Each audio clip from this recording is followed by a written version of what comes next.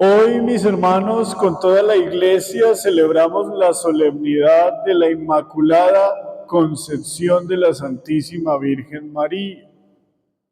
Un dogma que el Papa Pío IX en 1854 para un 8 de diciembre decide instaurar. Y es un dogma para nosotros, en consecuencia es una verdad de fe que ningún católico puede rebatir. Nosotros podemos disentir de apariciones de la Virgen y no hay dificultad con eso como creyentes. Hay algunas apariciones de la Virgen que llaman más la atención que otras. Bien, en eso no hay dificultad.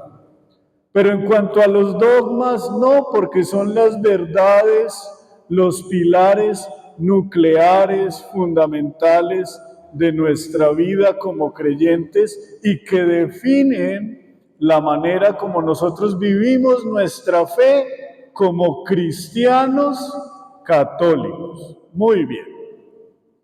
Pero el dogma de la Inmaculada Concepción significa para nosotros que Dios preservó a la Santísima Virgen María, la preparó para lo que iba a ser el acontecimiento de la venida de su Hijo Jesucristo. Preservó a la Madre por la condición del Hijo. Y es que indiscutiblemente, mis hermanos, María es llena de gracia en una realidad que no solo parte de la voluntad de ella al acoger el anuncio del ángel, como lo acabamos de escuchar, sino que esa gracia viene desde su concepción. Una gracia que Dios le ha dado, una gracia singular. Y es singular porque pone a María como un modelo de criatura preservada del pecado por la condición, como ya se los he dicho, y me perdonan que repita, por la condición del Hijo. ¿Quién es el Hijo con mayúscula? Jesús. Y a la luz de esta realidad, yo quiero que cada uno de nosotros nos preguntemos cómo he vivido yo y cómo voy haciendo mis procesos personales de sanación con mi propia historia de vida.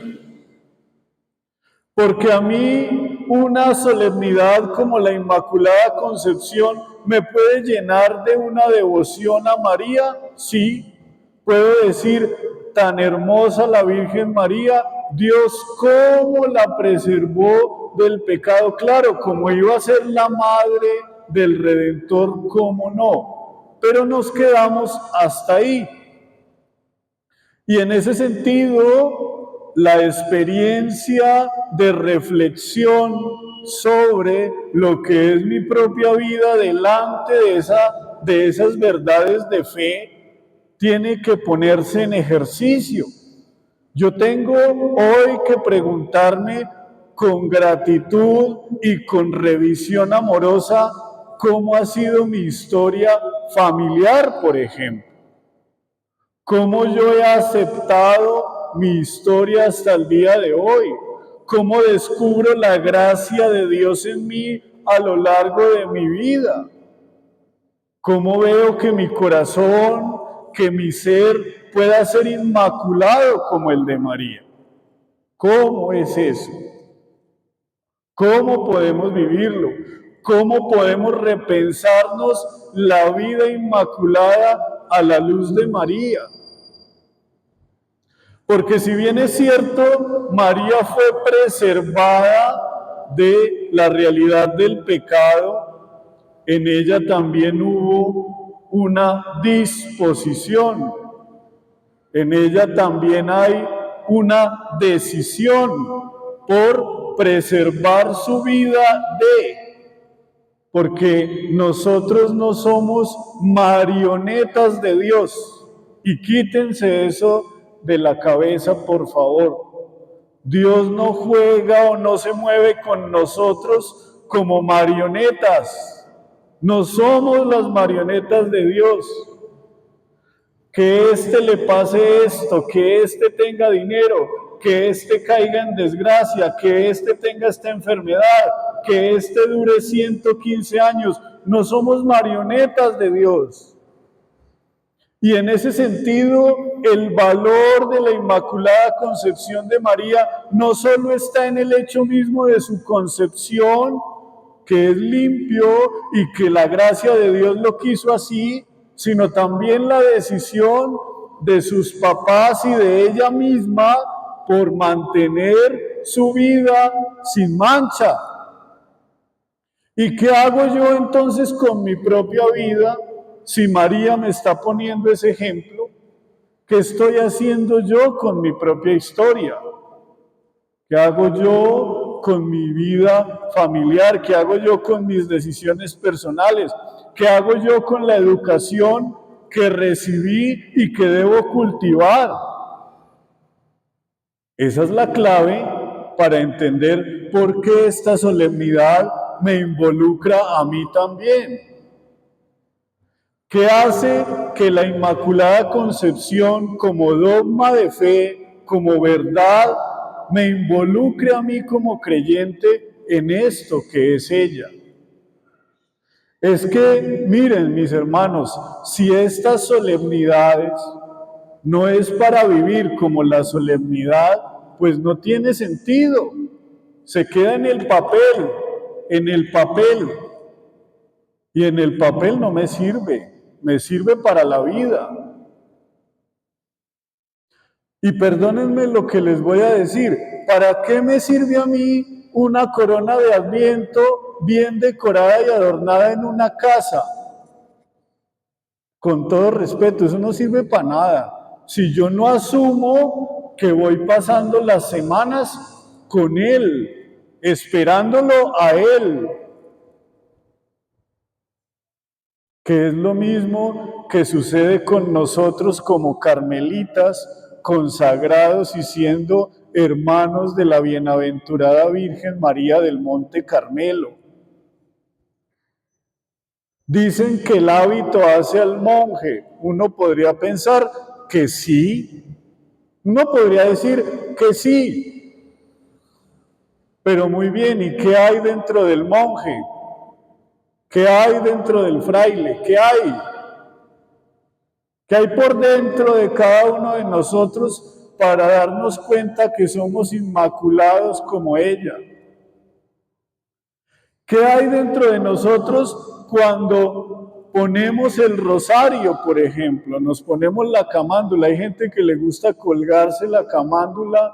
Yo no sé si en un acontecimiento mismo de devoción o como una especie de amuleto, que eso sería absurdo. Pero preguntémonos, ¿qué hay dentro de esa persona? ¿Qué hay dentro de ese ser humano que me está identificando a mí una adhesión a María con una camándula o con un escapulario de la Virgen? ¿Qué hay allí? Y yo lo he dicho en otras ocasiones y seguro les va a generar un poco de humor.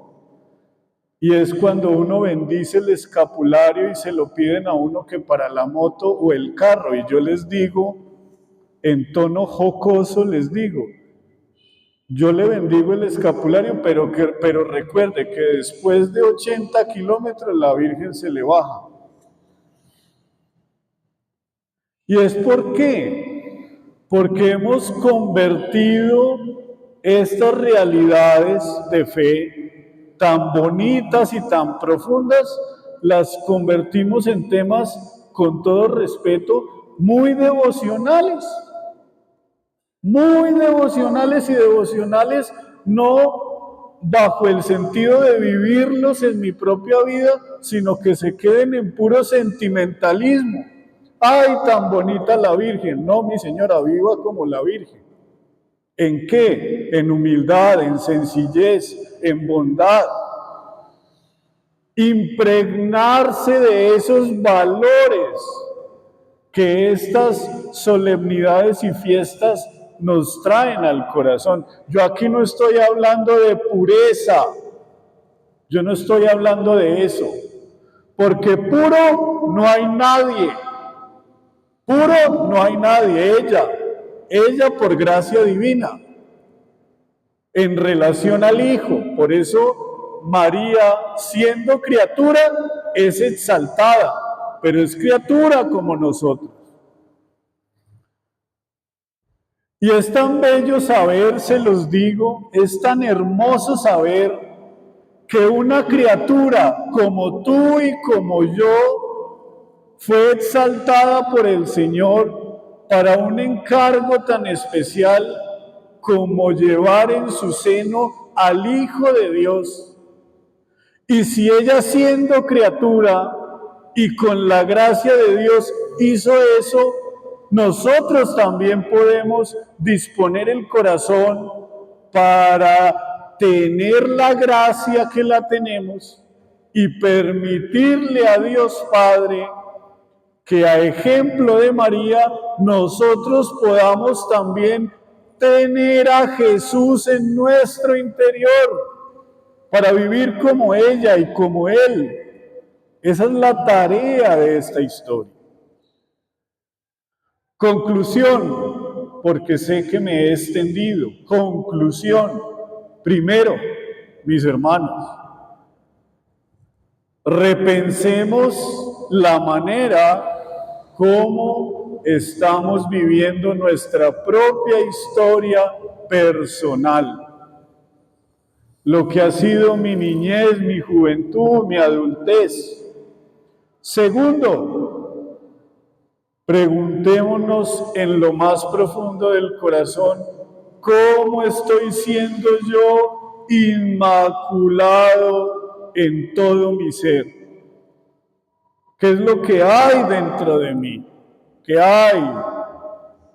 Buscar la belleza y la santidad de Dios dentro de mí. No la busquen en los vitrales, no la busquen en las imágenes, búsquenla dentro de ustedes. ¿Qué hay de bello y de santo y de Dios dentro de mí?